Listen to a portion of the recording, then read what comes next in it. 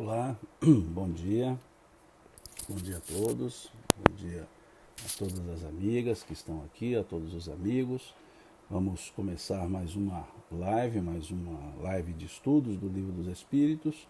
Hoje, dia 13 de setembro de 2020, vamos seguir com o nosso estudo, né, aqui do capítulo 2 agora, né, do capítulo 2 do Livro dos Espíritos, do livro primeiro, e aqui é o tópico Elementos Gerais do Universo. Então vamos começar o nosso estudo, né, desenvolver alguns raciocínios, né, como nós sempre fazemos nos nossos estudos, agradecendo a vocês, né, por acompanhar, né, por fazer parte, por estudarem comigo, né, já que estamos estudando juntos, né. Essa é a ideia desse nosso estudo, que fazemos às quartas-feiras, a partir dessa próxima semana, às quartas-feiras e aos domingos, né? Então, muito obrigado pela presença de vocês, muito obrigado por dividir comigo esse estudo, né? Esse momento de estudo. Muito obrigado mesmo, tá? E agradeço já de antemão as felicitações aqui pelo meu aniversário, né? De fato, hoje é o meu aniversário e agradeço a vocês por essas manifestações de carinho, né? Muito obrigado mesmo, que Deus abençoe a todos vocês. Parece que alguém disse aqui que está sem som. Alguém poderia confirmar para mim? Foi a Terezinha que disse que está sem som. Talvez seja só no caso dela ou todos estão com problema de som? Só confirmar, por gentileza. Sem áudio. Tá, deixa eu ver como é que eu vou fazer aqui então, tá? Ah, não, o som tá ok. Estão confirmando aqui que o som tá ok. Então deve ser algum problema na recepção de alguns aí. O som está baixo, foi dizendo aqui. Deixa eu tentar ver se tem como aumentar esse som aqui. Só um segundinho. Deixa me ver para eu não perder a conexão. Só um pouquinho. Ok. Creio que está num tamanho bom, né? Eu pus no volume mais alto aqui possível do Instagram. E eu vou ajustar o do Face também. Só um segundo. Ok. Acho que agora deu certo. Tá certo? Então vamos estudar, né? Vamos continuar nosso estudo, né? Muito obrigado pela presença de vocês. Sejam todos bem-vindos, sejam todas bem-vindas. Com muita alegria nós vamos então seguir com o nosso estudo, tá? Mais uma vez, muito obrigado pelas felicitações do meu aniversário, obrigado mesmo, tá? Bom, na última live nós conversamos sobre a questão 17, né? Nós começamos a questão 17, questão 18, vamos retomar, né, rapidamente nessas duas questões, e seguimos, né, com esse tópico que é o conhecimento do princípio das coisas, depois espírito e matéria, né?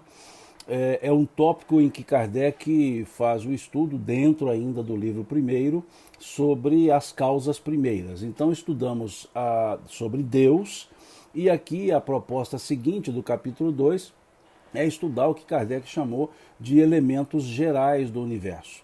Nós temos que observar, né, levar em conta que aqui é um diálogo, é uma sequência de perguntas que Kardec faz aos espíritos, mas dentro de um conceito de, por assim dizer, ciência do século XIX, da segunda metade do século XIX.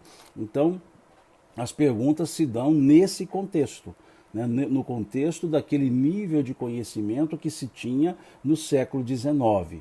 E os espíritos várias vezes disseram, nós já vimos isso aqui, que eles respeitam, né, o nível de conhecimento da época determinada, né? Então, lógico que os espíritos não antecipam conhecimentos.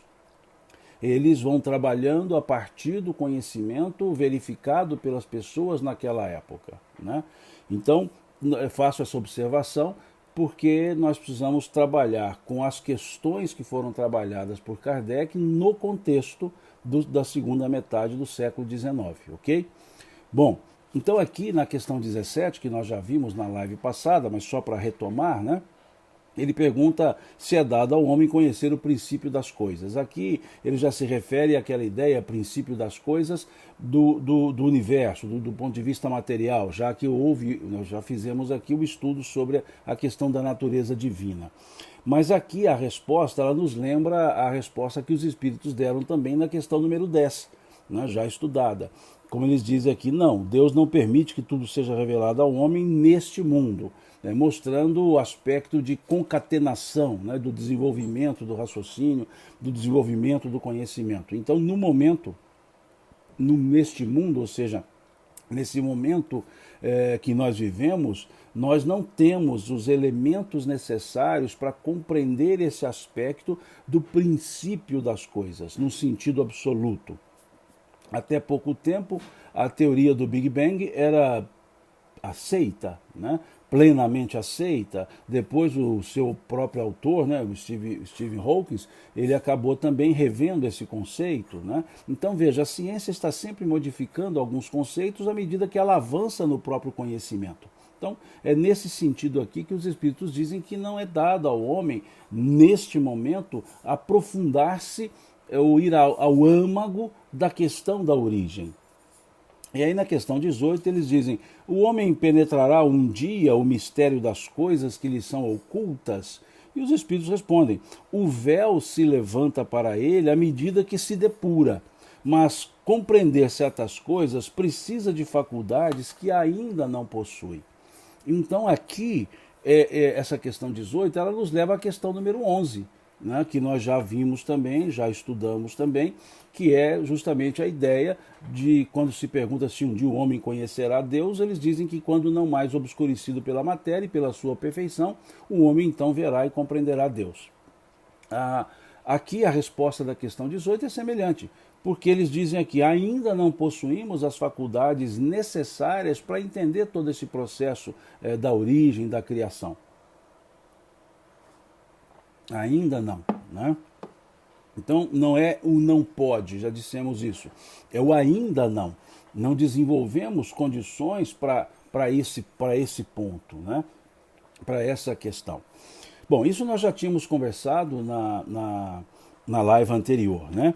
Então nós vamos seguir, e aqui na questão 19 pergunta-se o seguinte: não pode o homem, pelas investigações científicas, penetrar alguns dos segredos da natureza?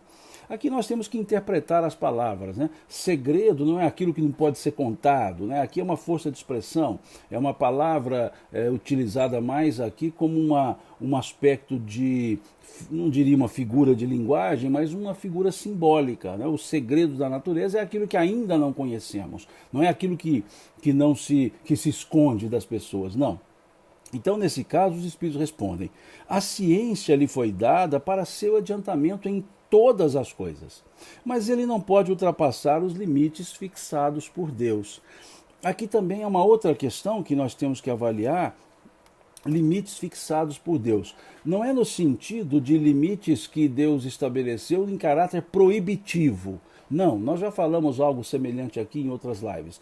Não é o aspecto proibitivo, é o aspecto de um limite cujo o nosso nível evolutivo não é suficiente para poder ultrapassar. Não temos as condições para ultrapassar esses, por assim dizer, limites estabelecidos por Deus. Não é limite proibitivo, não é do tipo você não pode saber, não. É do tipo você não consegue ainda saber. É nessa lógica que os espíritos ponderam, né, que os espíritos trazem aqui. E aqui há um ponto muito interessante. A ciência lhe foi dada para seu adiantamento. A ciência lhe foi dada para seu adiantamento, mostrando-nos que o conhecimento científico é parte da lei de Deus, mostrando-nos que o avanço da ciência, as conquistas da ciência são também da lei de Deus, que a ciência não é a antagonista de Deus.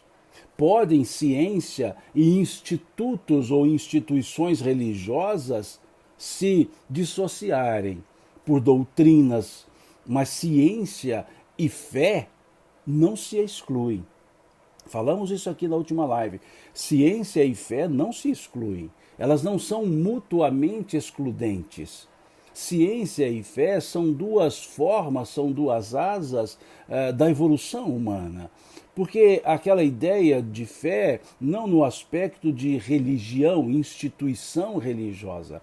Fé no sentido de conhecimentos, de sentimentos, de buscas que transcendem as questões palpáveis, visíveis, percebidas. São elementos que nos levam para uma transcendência que é no campo, não diria etéreo, não no campo da ilusão, mas no campo extrasensorial. A fé é algo do mundo extrasensorial. A fé ela é do campo da paranormalidade material, ou seja, além desses aspectos. É aquele conhecimento, aquele sentimento, aquela sensação, que Emmanuel resolveu chamá-la de certeza. Né? Certeza em Deus, né? Que eu gosto muito da definição que Emmanuel nos traz sobre fé. Eu sempre digo aqui, desculpe-me se porventura me faço repetitivo nesse sentido, mas é a resposta que Emmanuel nos dá na questão 354 do livro O Consolador, que ele diz que ter fé é guardar no coração a luminosa certeza em Deus, certeza que ultrapassa os limites das crenças religiosas. Então, eu gosto muito dessa definição pelo aspecto adjetivista que ele coloca, dizendo luminosa certeza, porque a fé ela é do campo da iluminação, ela é do campo interior, ela é, mineiramente falando, ela é um trem, né? Um trem que a gente desenvolve, é do campo íntimo, é do campo da satisfação interior, né? Daquela satisfação interior. Então ela é um campo, é um nível, é uma forma de conhecimento. Né? É a questão 354 do livro Consolador. Então é esse campo. E a ciência é um outro campo, né? É um outro aspecto de conhecimento palpável, conhecimento mensurável, conhecimento tangível. É esse aspecto. A fé ela é revestida de uma intangibilidade. A ciência ela é revestida de tangibilidade. Ela busca ser tangível, ela quer ser tangível, ela quer ser medida, ela quer ser apreciada, percebida. Então é da natureza da ciência isso. É da natureza da ciência a experimentação. Né? Então é natureza da fé sentir. Então as duas, fé e ciência, não são mutuamente excludentes, elas são de Deus, as duas. Como está aqui, a ciência lhe foi dada para o seu adiantamento em todas as coisas, até no campo da fé. A ciência também auxilia o desenvolvimento do campo da fé, quando ela vem comprovando, quando ela vem demonstrando aquilo que era somente um artigo de fé. E ela vem demonstrando. Como já vemos diversas conquistas, mostrando inclusive o valor da fé. Mostrando inclusive o valor da fé para a saúde. Quantos trabalhos científicos foram desenvolvidos justamente demonstrando a força da fé na própria saúde, na recuperação da saúde. Então é esse o aspecto. Né? É esse o aspecto. Aqui eu vejo o pessoal citando aqui Tomé, né? O apóstolo Tomé, a Teresa Cristina citando, teve mais duas pessoas que citaram, o apóstolo Tomé. Vejam que interessante. Tomé é aquele que não acreditou quando disseram a ele, Jesus apareceu para nós. E ele disse, não acredito, e só acreditarei se eu o vir e tocá-lo. E aí Jesus se apresenta depois, Tomé presente, Jesus chama Tomé e diz, toca-me, Tomé. E Tomé toca-lhe em uma das chagas e diz assim, Senhor. E Jesus vira-se para ele, acreditaste porque viste-me e tocaste-me. Bem-aventurados os que acreditam sem nada ver ou tocar. Foi a frase de Jesus para Tomé. Acreditaste porque viste-me e tocaste-me. Isso é a ciência. Essa parte da fala de Jesus é a ciência. Acreditaste porque viste-me e tocaste-me. Bem-aventurados os que acreditam sem nada ver ou tocar. Esse é o campo da fé. Esse é o campo da fé. Na própria frase de Jesus, na própria resposta de Jesus a Tomé, ele já vai trabalhar o aspecto científico de Tomé e o aspecto transcendente da fé. Né? Diz aqui a Tatiane, né? A fé é energia, né? E tem raio de ação comprovado no mundo dos efeitos físicos. Exatamente, exatamente, Tatiane. Tem sim. Então esse é o campo. E Kardec percebeu isso. Kardec percebeu isso lá no século XIX e no primeiro capítulo do Evangelho segundo o Espiritismo, Kardec escreve a aliança da ciência e da religião. E aí ele vai dizer que a religião sem a ciência ficaria desprovida de provas. E a ciência sem a religião ficaria impossibilitada de explicar uma série de fenômenos utilizando somente as leis da natureza. Então vejam como Kardec escreve isso, que eram necessárias as duas, né? As duas asas do progresso, a ciência e a fé, ou a religião, que Kardec usava o termo religião no aspecto não instituição religiosa, ele usava a religião naquele aspecto de transcendência, de fé. Né? Então veja o que acontece, Kardec escreve lá, né? Que a ciência sem a religião ficaria impossibilitada de explicar uma série de fenômenos usando somente as leis da natureza. E a religião sem a ciência ficaria desprovida de provas. Atribuem, eu não posso afirmar isso, mas atribuem a Einstein a frase que ele teria dito, eu não li isso em nenhuma obra dele, mas teria dito, muitos assim o fazem, mas se não foi ele também, a frase está muito bem aplicada sobre ciência e religião, ciência e fé. Né? Então ele dizia que a religião sem a ciência seria cega, e a ciência sem a religião seria manca. Né? Ou seja, a religião sem a ciência seria manca, a fé cega, e a ciência sem a religião seria manca. É esse o aspecto. São os dois campos que nós temos, o campo intelectual, o campo sentimental. Então essas duas asas da evolução humana, ciência e religião. E aqui nessa questão 19, os espíritos nos trazem claramente essa ideia. A ciência lhe foi dada para o seu adiantamento em todas as coisas. Mas ele, né, o conhecimento científico, tem um limite. Não vai ultrapassar os limites fixados por Deus. Há um campo que não vai se chegar. Porque não pode? Não, porque não temos condições. Ainda, que é a questão 18, também aqui do Livro dos Espíritos. Acho que deu uma ideia. Né? E aí a questão número 20 diz assim: fora das investigações científicas, pode o homem receber comunicações de ordem mais elevada acerca do que lhe escapa aos testemunhos dos sentidos? Ou seja, fora aquilo que a ciência já foi desenvolvendo, já foi estudando, já foi apresentando, há possibilidade de recebermos orientações mais elevadas que a ciência ainda não chegou a elas? Eles respondem, sim. Se o julgar útil, ou seja, se a espiritualidade julgar que isso seja útil, como que um impulso, né, para o estudo científico. Sim, se o julgar útil. Deus pode revelar-lhe aquilo que a ciência não consegue apreender. Aqui uso o verbo apreender. Né? Então vejamos, Deus pode de tempos em tempos uma informação que ainda não se chegou pelas pesquisas, chegar pelo aspecto que nós chamamos revelação, conhecimento revelado. Né?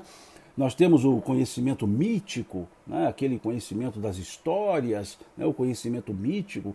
Temos o conhecimento filosófico da perquirição, temos o conhecimento científico da experimentação, temos o conhecimento empírico, que é o fazer, desfazer, temos o conhecimento revelado, que é esse que se nos chega pela a espiritualidade, pelo campo da espiritualidade, pelo campo da fé, que nós chamamos então de conhecimento revelado. Né? E é esse ponto que está aqui na questão número 20, o conhecimento revelado, né? Que muitas vezes nos chegam como conhecimento do mundo espiritual. o conhecimento do mundo espiritual. Ele nos chegou pelo processo de conhecimento revelado. Por isso, Kardec propõe, no primeiro capítulo do livro A Gênese, Kardec propõe as 3 revelações, ou seja, 3 momentos de conhecimentos revelados: Moisés, Jesus e o Espiritismo. Conhecimentos revelados. E o que nos foi revelado em termos de conhecimentos científicos? A realidade do mundo espiritual. Moisés, ele nos trouxe um ponto fundamental, ele nos trouxe a ideia forte, concisa, fundamentada do Deus único, dentre várias outras coisas. Mas o que ele traz de essencial é um Deus único com suas leis, um Deus legislador. Não era mais aquele senhor, né, característico de Abraão e outros. Não, ele já trouxe uma ideia, uma estrutura para Deus. E não falou nada desse mundo de Deus, não falou nada de um mundo que transcendesse ao mundo material. Se olharmos a estrutura mosaica, nós não veremos em Moisés a fala de uma vida depois da vida.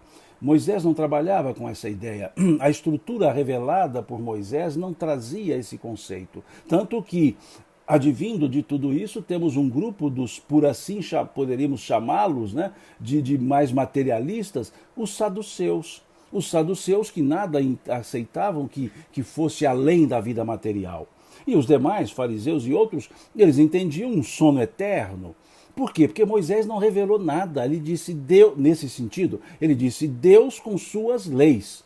E dava a entender que a relação com Deus, a relação justa com Deus, teria como recompensa elementos na própria vida material. Então é comum nós vermos a ideia de recompensa material, viver muito tempo, era o grande foco da recompensa, né? Viver longos dias, né? Na terra que o Senhor teu Deus te dará, né? Como a gente percebe lá no mandamento: honrarás teu pai e a tua mãe para que tenhas longos dias na terra que o Senhor teu Deus te dará. Vemos a preocupação de ficar contando a idade das pessoas, né? Olhar ali a estrutura do Gênesis, nós percebemos contando a idade. E qual a finalidade de contar a idade das pessoas? Mostrar a longevidade daqueles que viviam com Deus. Porque eles contavam a idade das pessoas dividida, a forma de contar era dividida em 2 partes: antes de andar com Deus e depois de andar com Deus. E a parte depois de andar com Deus era sempre maior. Vivia-se 100 anos e depois andou com Deus e viveu mais 300. Viveu 400 anos e andou com Deus e viveu mais 600. Aqui não vem ao caso o número absoluto de anos, 600, 300. O que precisa ser entendido nessa passagem do Gênesis não é a quantidade de anos, é a divisão entre andar antes de andar com Deus e depois de andar com Deus. Porque essa era a ideia, benefício na terra. Chega Jesus e faz o quê? Nesse sentido, ele diz assim: meu reino não é deste mundo. Há muitas moradas na casa do Pai. Ou seja, começa Jesus a mostrar que existe uma outra vida depois dessa vida. Começa Jesus a dizer que a vida não se limitava à matéria, à terra, que não era questão de quantidade de anos na terra. Então ele falava da existência de um outro mundo. Meu reino não é deste mundo. Então Jesus inaugura um conceito de vida depois da vida. Por isso o aspecto do seu reaparecimento, podemos usar o termo ressurreição muito reservadamente, porque é o termo técnico do Evangelho, mas não no sentido de voltar à vida física, mas Jesus reaparece justamente, e esse ponto é o ponto fundamental, porque ele pregava uma vida depois da vida. E se ele não se mostrasse depois da vida, a sua fala seria uma retórica. Então, por isso, o apóstolo Paulo, percebendo essa profundidade da revelação de Jesus, ele disse o quê? Se Jesus não houvesse, entre aspas, ressuscitado, em vão seria a sua pregação, vã seria a sua doutrina, porque ele pregava a continuidade da vida e mostrou depois isso. Então ele revela isso. A vida continua. E o Espiritismo, nesse sentido, o que ele revela? Jesus disse, meu reino não é deste mundo. Ele disse que existe outro mundo, mas não disse como é. esse outro mundo. Jesus não explicou como são as moradas da casa do Pai. Jesus não explicou como era esse mundo. Jesus não explicou que esses dois mundos se relacionavam. O mundo material, o mundo espiritual. Então Jesus explicou e apresentou isso porque era a possibilidade de entendimento das pessoas. Já bastava para elas saber que existia outro mundo, que a recompensa aconteceria no outro mundo. Hoje estarás comigo no paraíso, disse ele. Em outras palavras, ele falou claramente de um outro mundo, mas não detalhou, não explicou como é esse outro mundo. E o que a revelação espírita fez? Explicou como são as moradas da casa do Pai. Explicou, deu um spoiler, exatamente. Tereza, deu um spoiler. Vejam, ele mostrou, o Espiritismo nos mostrou como são as moradas da casa do Pai. O Espiritismo nos mostrou como são ou como é esse outro mundo. Então perceberam que há uma evolução no conhecimento revelado? Moisés revela, Jesus revela, o Espiritismo revela, dentro de um segmento em função da possibilidade intelectiva das pessoas, de cada uma das fases, de cada um dos momentos. Então esse é o conhecimento revelado. É isso que está na questão número 20. Vejam, isso é que está na questão número 20. Deus pode revelar-lhe aquilo que a ciência não consegue apreender. Porque o primeiro ponto da ciência é a refutação. Por que a refutação? Para estudar, ela refuta preconceitos. Ela refuta ideias preconcebidas. É da natureza da ciência isso. Você refuta as ideias preconcebidas. E você trabalha a partir de um nihil, né? de um zero, né? do latim, né? de um nada de conceito, né? Ou seja, um nihil. Então, esse aspecto é característico da ciência. Né? Então, na ideia da fenomenologia espiritual, também o primeiro aspecto é refutar. Por isso ela não apreende, porque ela refuta para depois estudar. É um refutar do tipo, não concordo, não, é um tipo de deixa as ideias preconcebidas. Partamos de um possível zero, de um possível nihil, de um possível nada. Né? Essa é a ideia da ciência. Né? Por isso, aqui os espíritos usarem a ideia de não consegue apreender. Não é aprender, apreender, reter, né? Trabalhar. Então é esse o sentido que os espíritos dão nessa resposta. E Kardec fez isso também. Kardec, ele tinha esse aspecto científico, era um dos membros da Sociedade de Estudos Científicos de Paris, né? E ele então também teve esse aspecto quando foi chamado para os fenômenos dos espíritos, quando ele foi chamado pelo Sr. Fortier, né, ele narra isso, Kardec narra isso, está lá na segunda parte do livro Obras Póstumas. Ele foi chamado pelo Sr. Fortier, e o Sr. Fortier dizendo a ele que as mesas andavam, né? E quando o Sr. Fortier disse a Kardec, ainda professor Rivaio, ele não adotava esse pseudônimo ainda de Kardec, quando disse a ele, professor, as mesas andam, né? Ele respondeu, o que tem de mais nisso? Se nós podemos magnetizar uma pessoa, por que não poderemos magnetizar um objeto inanimado? E o Sr. Fortier disse a ele, mas as mesas respondem às perguntas, elas falam. E aí então Kardec diz ao Sr. Fortier, provai-me que as mesas têm cérebros para pensar e nervos para sentir. Do contrário, o que me contas nada mais é do que história para nos fazer dormir em pé. Ou seja, refuta. Refuta. Né? Porque é da natureza, da perquisição científica, é da natureza. Refuta. Mais tarde, ele encontrando-se com o Sr. Carlotti, um ano depois, com o Sr. Carlotti, uma pessoa mais ponderada, menos exaltada que o Sr. Fortier, ele diz a mesma coisa e acrescenta para Kardec, olha, e são os espíritos, não são as mesas que falam, são espíritos que se utilizam das mesas. E aí sim, tinha algo mais plausível, e Kardec foi estudar esse fenômeno e foi a uma das reuniões na casa de Madame Plané-Maison. E ali, na casa de Madame Plané-Maison, ele então percebe os fenômenos ocorrendo. E da mesma forma que ele havia refutado lá atrás, dizendo que seriam histórias para fazer dormir em pé, ele vai dizer vendo aqueles fenômenos. Enquanto todos se divertiam com aparentes futilidades, eu entrevia naqueles fenômenos a manifestação de uma lei da natureza que a humanidade sequer sonhou conhecer, e me propus a estudá-la. Então veja o comentário de quem quer estudar, quer aprender. Primeiro ele tira o preconceito, a ideia preconcebida, depois ele vai estudar. Então essa foi a ideia que Kardec aplicou, por isso Kardec dá ao Espiritismo, e ele diz isso, um aspecto científico. Ele queria achar um método científico e criou e desenvolveu o que ele chamou de comunicação universal dos espíritos, né? Que está lá, ele explica isso na introdução do Evangelho segundo o Espiritismo. O que era isso?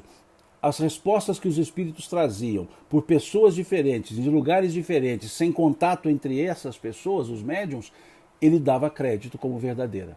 Ou seja, ele criou uma forma de dar um arcabouço, por assim chamar, científico, um método científico para isso. Então vejam que nessa questão número 20, nós temos todos esses elementos.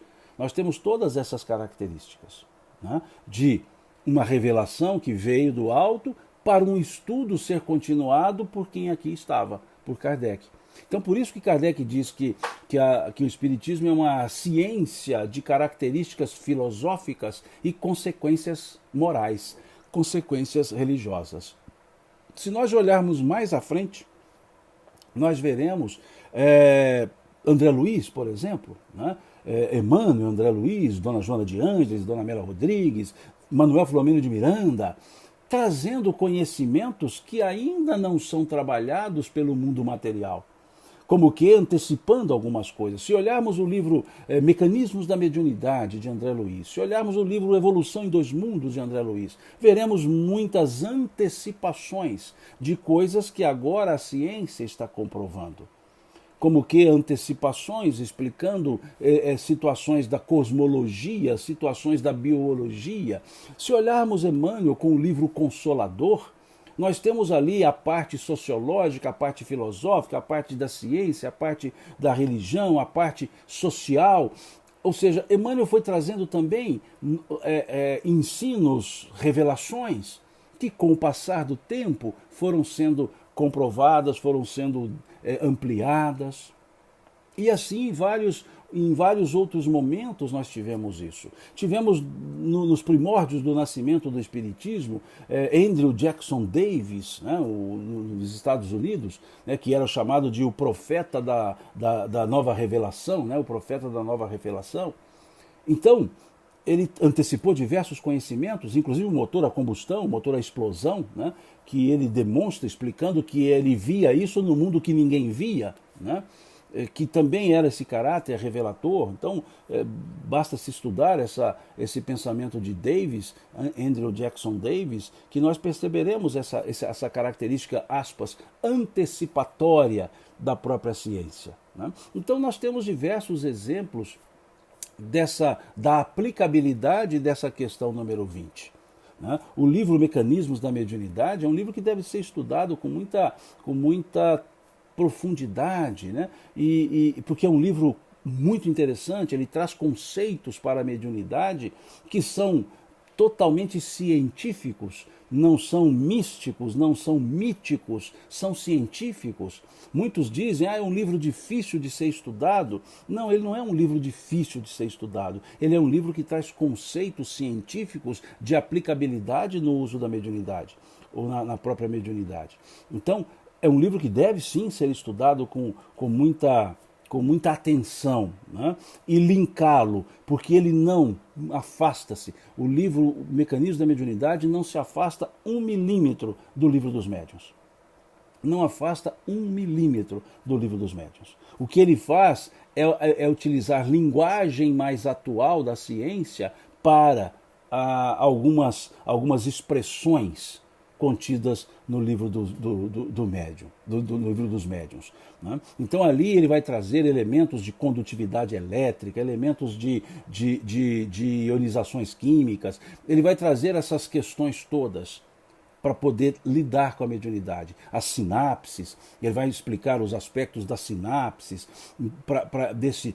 desse funcionamento do canal da mediunidade. Né? Tatiana diz aqui, vou até reler, é uma sugestão que eu dou a todos que releiam essa obra, né, Mecanismos da Mediunidade, onde ele fala da descompensação vibratória, o fenômeno do desdobramento, ele explicando a descompensação vibratória, explicando o porquê da mediunidade nas fases infantis, na fase da senectude, né, na fase da idade mais avançada. Ele explica o mecanismo da descompensação vibratória, das ondas.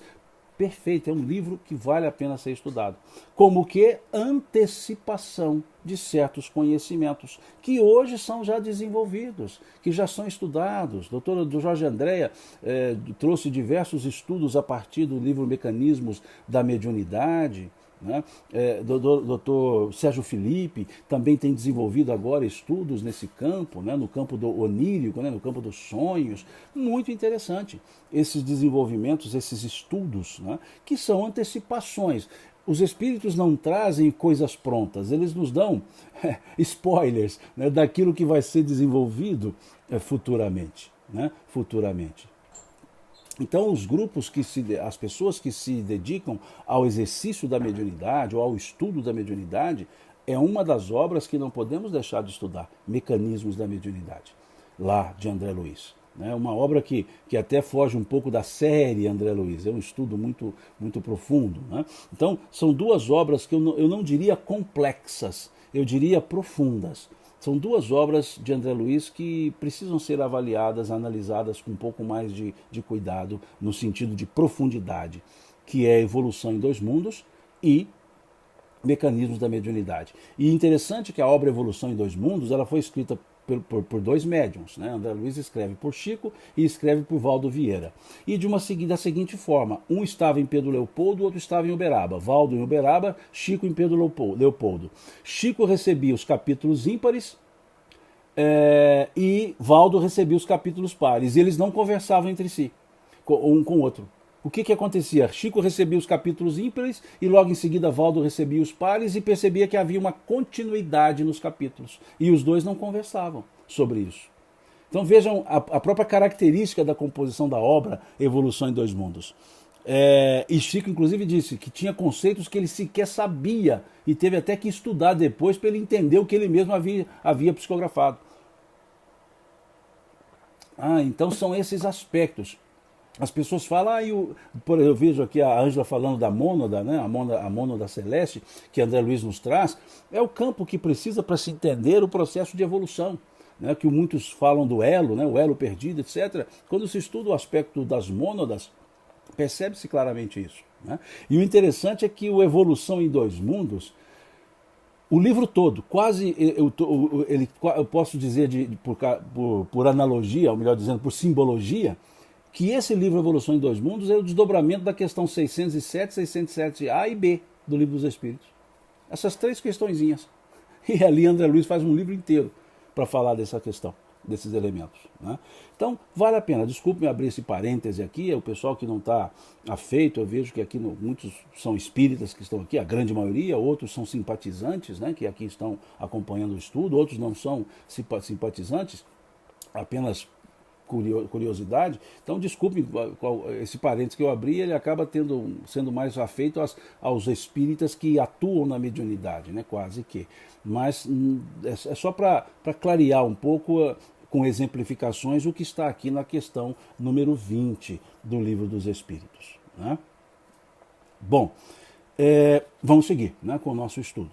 E aí vamos para um outro tópico, um outro conjunto, né, que Kardec resolveu dar o título de Espírito e Matéria. Espírito e Matéria, ele dá esse título. E aí ele faz a pergunta 21. A matéria existe de toda a eternidade como Deus? Ou foi criada por ele em certo momento? Veja, a matéria existe de toda a eternidade como Deus? Ou foi criada por ele em certo momento? Aí os espíritos respondem, só Deus o sabe. Isso aqui é uma resposta mineira que eu digo, né? É Deus que sabe, né? Só Deus sabe. A gente tem essa expressão, né? Só Deus sabe. Então aqui os espíritos deram uma minerada. Só Deus sabe, né? Só Deus o sabe.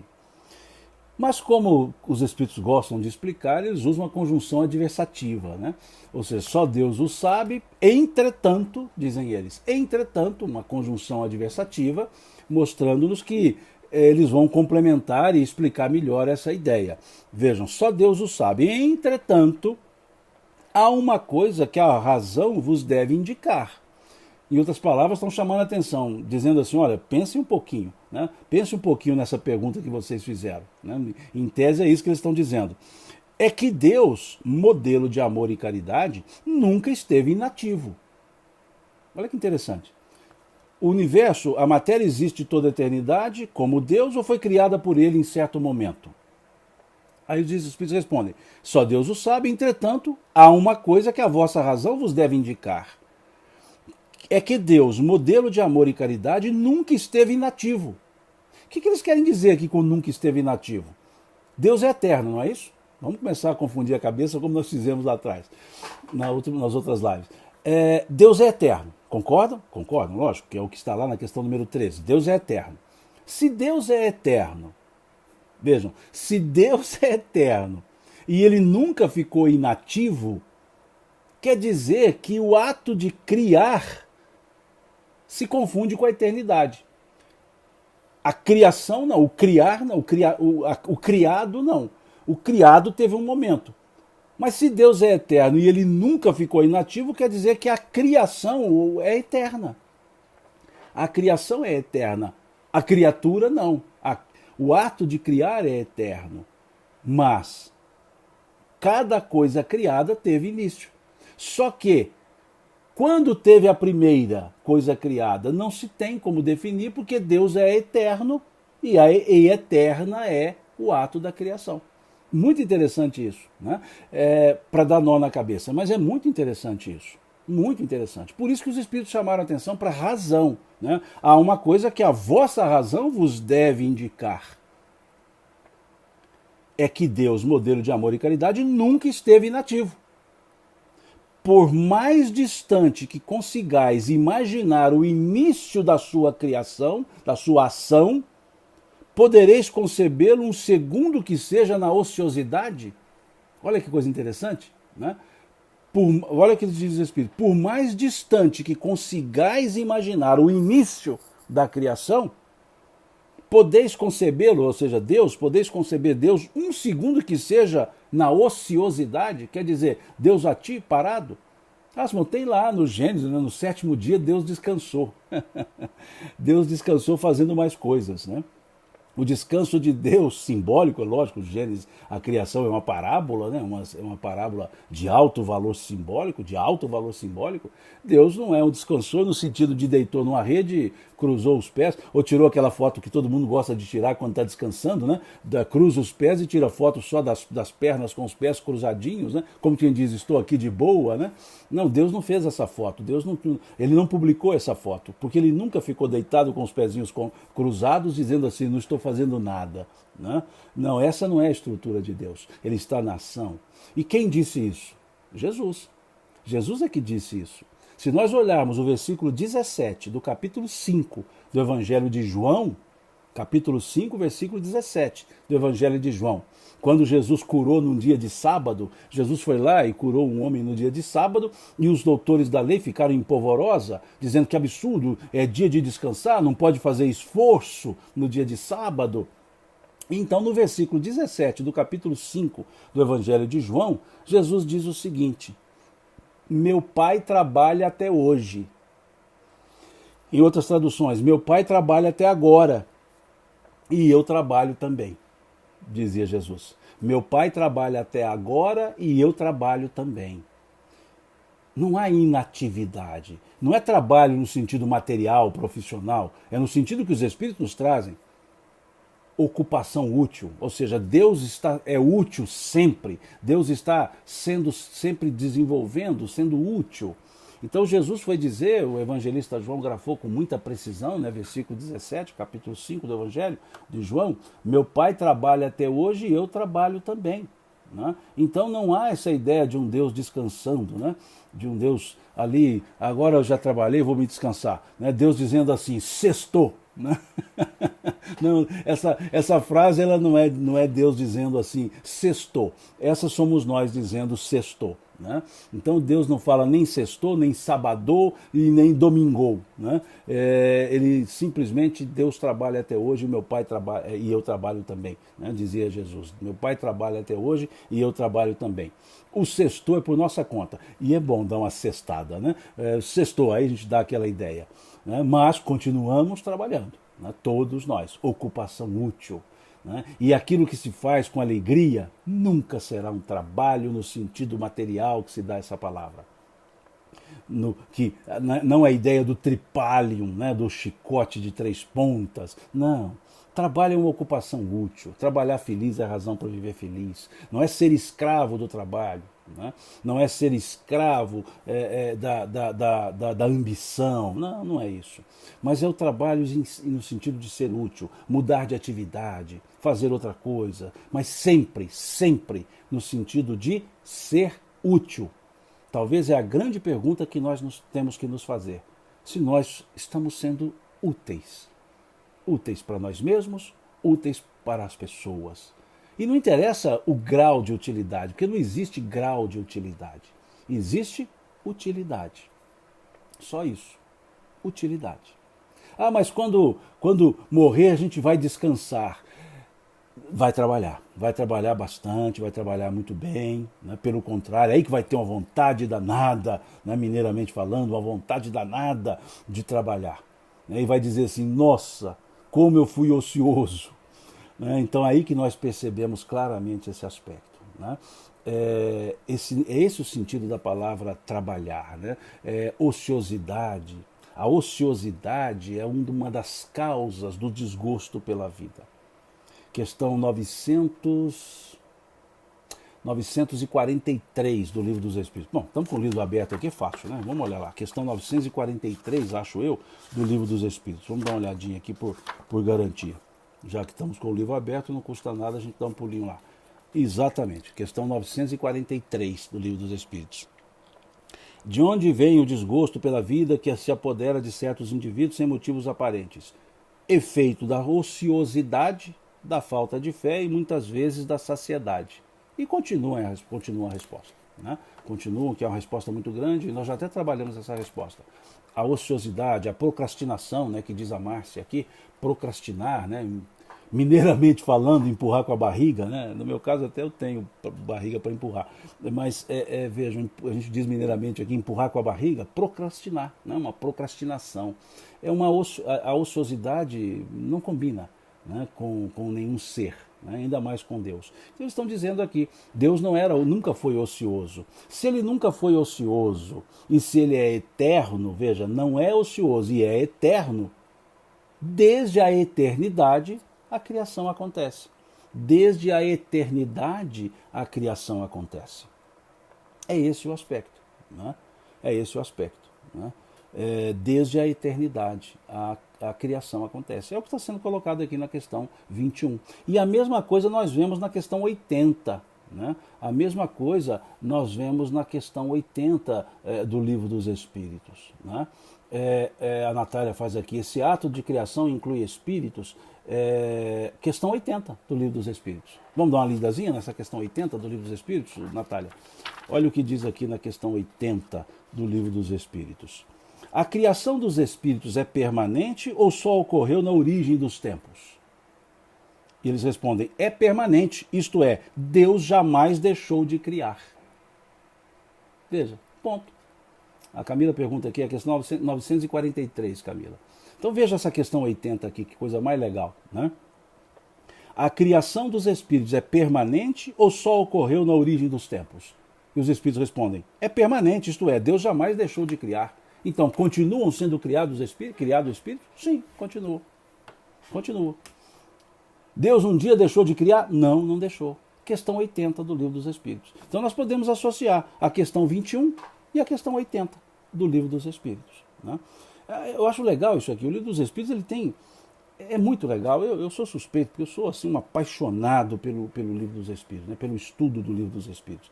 Sou um apaixonado.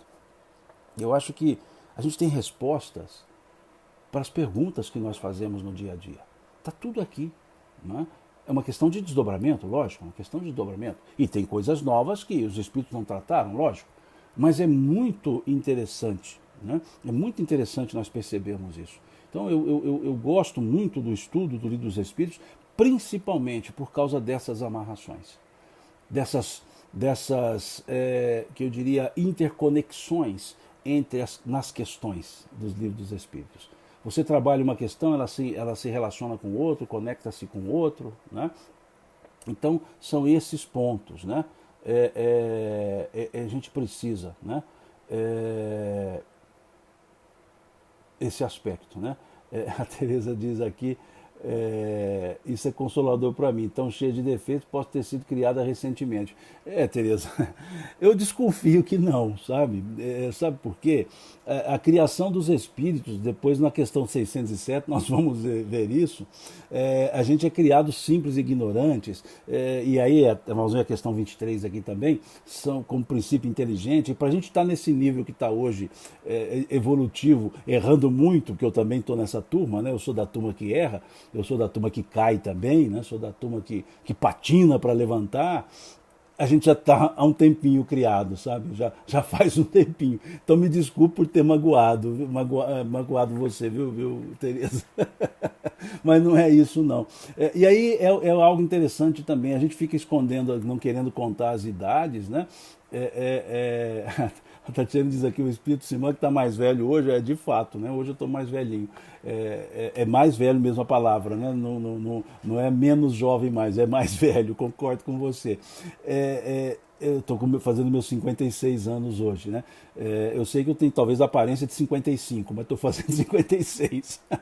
Mas vejam só, 56 é só dessa encarnação, eu tenho alguns milhares antes. Então, quando a gente fica escondendo a idade, nós podemos partir do princípio seguinte: eu estou escondendo só uma pontinha, porque quando alguém pergunta quantos anos você faz hoje, é só o tempo de encarnado, porque a idade é muito maior, né? A idade é bem mais do que isso. Né?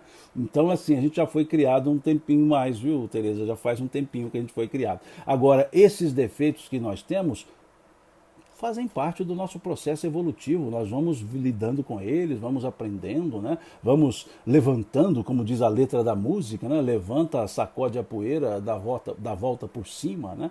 Essa é a ideia, né? Levanta, sacode a poeira, dá volta por cima. Então é assim, a gente vai caindo aqui, caindo lá e levanta, né? Como na letra da música que a gente canta lá na evangelização da infância, né? Tropeça aqui, cai acolá e de novo levanta e continua a cantar, né?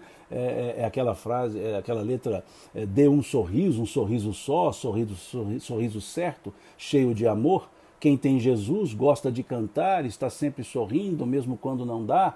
Tropeça aqui, cai acolá e de novo levanta e continua a cantar, né?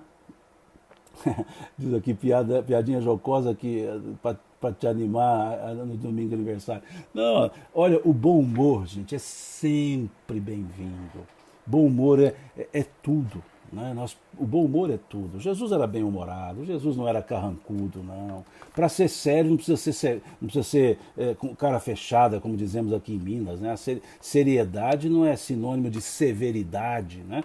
Ninguém precisa ser severo para ser sério. Então Jesus tinha uma seriedade alegre, uma seriedade cativante. Né? Será que as pessoas se encantavam com Jesus se ele fosse um cara fechada? Né? Se ele fosse carrancudo? Né? Não. Se encantava porque ele tinha o bem em si, o amor exalava, saía pelos poros, mas ele era alegre, ele tinha essa alegria, a alegria daquele que serve a Deus. Pronto. Então que sejamos bem-humorados, que façamos tenhamos o bom humor para fazer algumas jocosidades algumas vezes. Perfeito, perfeito. Né? O que seria da vida se todo mundo fosse cara fechada, né? Se o sorriso não existisse? né? Graças a Deus a gente pode sorrir, né? E tem hora que a gente ri da gente mesmo, né? Eu pelo menos já ri muito de mim, das bobeiras que eu já dei, né? E continuo dando, o pior é isso, né? Não dá para ficar só no passado não, né? Não são só bobeiras que eu já dei, continuo dando muita bobeira ainda, né? Felizmente muitas delas eu dei sozinho, então só eu mesmo as vi, né? E ri muito de mim, já me gargalhei muito de mim, né? Ok? Eu estou vendo aqui pelo tempo, já estamos caminhando também para os 60 minutos, né, que o Instagram é implacável, né, ele não nos permite avançar. Então nós vamos dar uma parada aqui nesse item, né, na questão 21, o item Espírito e Matéria, e na próxima quarta-feira, se Deus quiser, às 20 horas, nós retornamos com o nosso estudo, né, às 20 horas, nós retornamos com o nosso estudo do Livro dos Espíritos, a partir aqui então da questão 21, a gente retoma aqui e seguimos, né, e vamos seguir com o estudo, né. Mais uma vez, muito obrigado pelos cumprimentos que eu recebo aqui do pessoal que está no Facebook, o pessoal que está no Instagram. Muito obrigado mesmo pelos cumprimentos, por essas palavras carinhosas. As recebo com muita alegria, com muita gratidão, né? Essas vibrações boas que vocês estão exalando, e podem ter certeza que presente melhor do que essas boas vibrações não existe. Então, muito obrigado a vocês. Eu não faço por merecer esse carinho todo que vocês têm para comigo.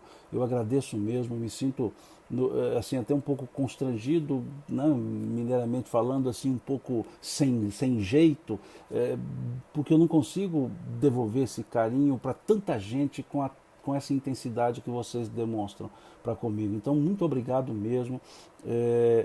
Dia de aniversário, eu digo que é um dia que eu fico mais quieto, é o dia que eu fico um pouco mais reflexivo, né? Fico pensando nessa questão da utilidade, né?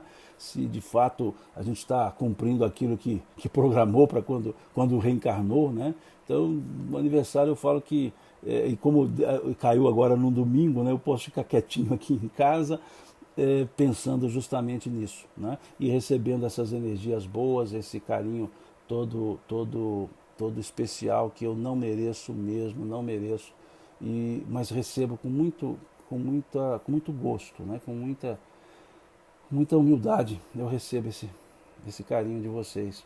Então, muito obrigado mesmo, de coração, muito obrigado mesmo.